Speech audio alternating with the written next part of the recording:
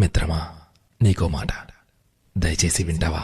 జీవితం పరిగెడుతోంది, కాలం పరిగెడుతోంది, అన్నిటితో మనము పరిగెట్టాలి.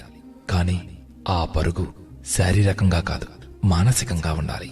ఆఫీస్కి వెళుతున్నప్పుడు నీతో పనిచేసేవాళ్ళు, ఇంటికి వెళుతున్నప్పుడు నీ భార్య బిడ్డలు, ఊరికి వెళుతున్నప్పుడు అమ్మా నాన్నలు, తోబుట్టిన వాళ్ళు, వేడుకకు వెళుతున్నప్పుడు నీ స్నేహితులు, బంధువులు.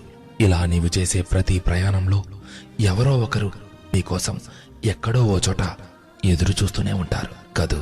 మరి వాహనం నడిపేటప్పుడు వాళ్ళ ఆశల బాధ్యత నీదే కదా.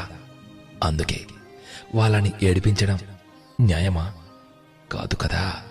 వేగంగా వాహనం నడిపితే నీలో కలిగే ఉత్సాహం కన్నా వారికి నీవు క్షేమంగా కనిపిస్తే కలిగే ఆనందపు విలువ లెక్కించలేనన్ని రెట్లు ఎక్కువ.